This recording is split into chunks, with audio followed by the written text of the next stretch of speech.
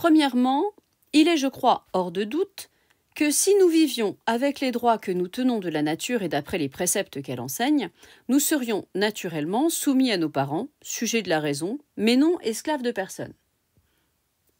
Certes, chacun de nous ressent en soi, dans son propre cœur, l'impulsion toute instinctive de l'obéissance envers ses pères et mères. Là, il parle tout simplement de l'instinct.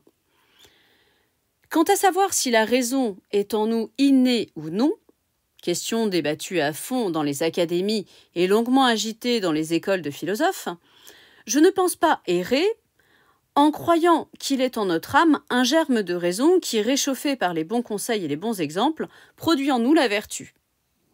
Tandis qu'au contraire, étouffé par les vices qui trop souvent surviennent, ce même germe avorte. C'est ce débat entre l'acquis et l'inné, c'est-à-dire que si on a de bons exemples, on va être poussé à l'imitation, et si au contraire on a de mauvais exemples, de la même façon, la vertu qui est innée ne va pas se développer.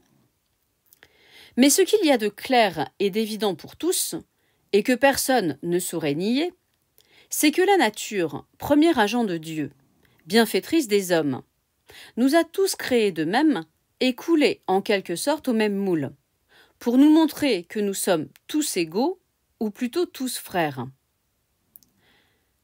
Et si, dans le partage qu'elle nous a fait de ses dons, elle a prodigué quelques avantages de corps ou d'esprit aux uns plus qu'aux autres, toutefois, elle n'a jamais pu vouloir nous mettre en ce monde comme en un champ clos, et n'a pas envoyé ici-bas les plus forts et les plus adroits, comme des brigands armés dans une forêt pour y traquer les plus faibles.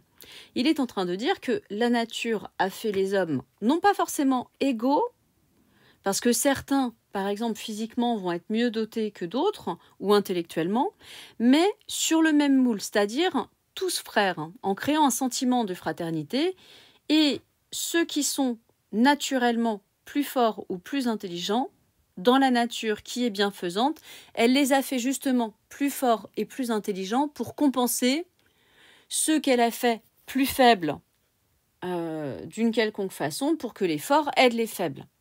En fait, la nature nous a créés égaux pour avoir un sentiment de fraternité.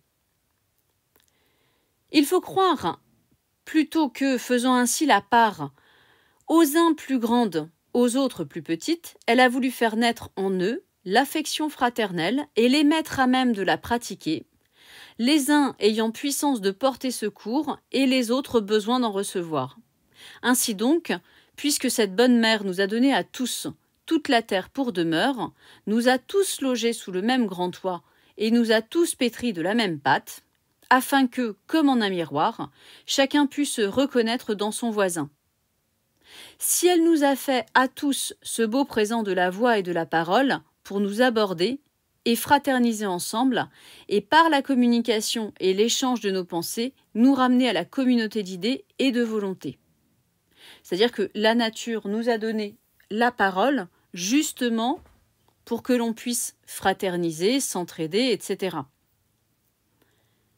Si elle a cherché, par toutes sortes de moyens, à former et resserrer le nœud de notre alliance, les liens de notre société, si enfin elle a montré en toute chose le désir que nous fussions non seulement unis, mais qu'ensemble nous fissions pour ainsi dire qu'un seul être.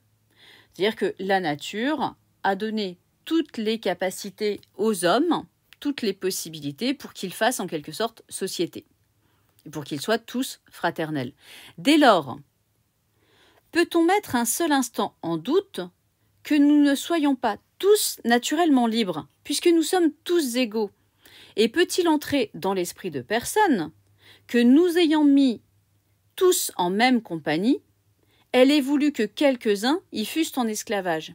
Ce que dit la Boétie ici, c'est que la nature ne nous a pas créés ainsi pour que nous nous asservissions. C'est-à-dire que par rapport à ce qu'il vient de montrer, qu'il y a des forts pour protéger les faibles, il y a des gens qui ont des pouvoirs et d'autres qui ont des besoins, tout ça se complète, qu'en plus la nature a donné la parole aux hommes pour qu'ils fraternisent et pour qu'ils fassent société, il n'est pas possible que la nature ait voulu créer la servitude. Voilà, c'est ça qu'il dit. C'est que c'est contraire à tout ce qu'il a dit auparavant. Mais en vérité, est-ce bien la peine de discuter pour savoir si la liberté est naturelle, puisque nul être, sans qu'il en ressente un tort grave, ne peut être retenu en servitude et que rien au monde n'est plus contraire à la nature, pleine de raison, que l'injustice. Que dire encore? Que la liberté est naturelle et qu'à mon avis, non seulement nous naissons avec notre liberté, mais aussi avec la volonté de la défendre. Donc là, il prend cette idée extrêmement importante que la liberté est quelque chose de naturel et qu'on est naturellement libre. Donc, on a naturellement envie de défendre sa liberté. Et s'il s'en trouve par hasard qui en doutent encore et soit tellement abâtardis qu'ils méconnaissent les biens et les affections innées qui leur sont propres, il faut que je leur fasse l'honneur qu'ils méritent et que je hisse, pour ainsi dire, les bêtes brutes en chair pour leur enseigner et leur nature et leurs conditions. C'est-à-dire que s'il y a des personnes qui ne s'aperçoivent pas qu'ils doivent être naturellement libres, eh bien, je vais prendre les animaux pour leur montrer que j'ai raison. Les bêtes, Dieu me soit en aide. Si les hommes veulent les comprendre, leur cri « Vive la liberté !» Plusieurs d'entre elles meurent sitôt qu'elles sont prises. Telles que le poisson qui perd la vie dès qu'on le retire de l'eau. Elles se laissent mourir pour ne point survivre à leur liberté naturelle. Si les animaux avaient entre eux des rangs et des prééminences, ils feraient, à mon avis, de la liberté leur noblesse. D'autres, les plus grandes jusqu'aux petites, lorsqu'on les prend, font une si grande résistance des ongles, des cornes, des pieds et du bec qu'elles démontrent assez, par là, quel prix elles attachent au bien qu'on leur ravit. Quand on essaye de capturer une bestiole, automatiquement, elle se débat, elle veut garder sa liberté. C'est une chose que n'importe qui constate et c'est de ça que se sert la Boétie. Puis, une fois prises, elles donnent tant de signes apparents du sentiment de leur malheur qu'il est beau de les voir, dès lors, languir plutôt que vivre, ne pouvant jamais se plaire dans la servitude et gémissant continuellement de la privation de leur liberté. Quiconque a déjà attrapé une bestiole voit bien que, dans une cage, une bête, qui était auparavant libre, se morfond. Que signifie en effet l'action de l'éléphant qui, s'étant défendu jusqu'à la dernière extrémité, n'ayant plus d'espoir sur le point d'être pris, heurte sa mâchoire et casse ses dents contre les arbres, sinon qu'inspiré par le grand désir de rester libre, comme il l'est par nature, il conçoit l'idée de marchander avec les chasseurs, de voir si, pour le prix de ses dents, il pourra se délivrer et si son ivoire laissé pour rançon rachètera sa liberté. Attention, là, il parle des dents comme des défenses, c'est-à-dire que l'éléphant essaie à tout prix de se libérer et quand il voit qu'il va être pris, il éclate ses défenses contre un arbre pour essayer de les faire tomber et que le chasseur ne prenne que les défenses et laisse l'éléphant. Et le cheval, dès qu'il est né, nous le dressons à l'obéissance. Et cependant, nos soins et nos caresses n'empêchent pas que, lorsqu'on veut le dompter, il morde son frein, qu'il ne rue quand on l'éperonne, voulant naturellement indiquer par là, ce me semble, que s'il serre, ce n'est pas de bon gré, mais bien par contrainte. Là, il prend un exemple extrêmement vivace pour les gens de son époque qui se déplacent à cheval. Les bœufs eux-mêmes gémissent sous le joug, les oiseaux pleurent en cage. Comme je l'ai dit autrefois en rimant dans mes instants de loisir, car je ne craindrai point, écrivant à toi au long gars, mêlé de mes vers desquels je ne te lis jamais à cause du semblant que tu fais de t'en contenter, tu ne m'en fasses tout glorieux.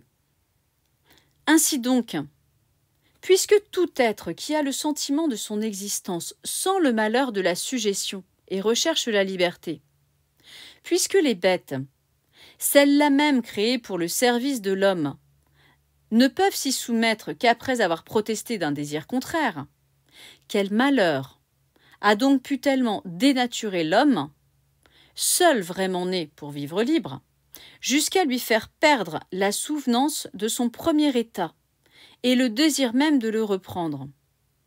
Il explique comment est-il possible, alors que même les bêtes que Dieu a créées pour servir l'homme essaient toujours de conserver leur liberté, qu'a-t-il pu arriver à l'homme, qui est la créature par excellence, qui doit être libre, il parle selon la création divine, eh bien, qu'est-il arrivé à l'homme pour en être arrivé à ce point-là?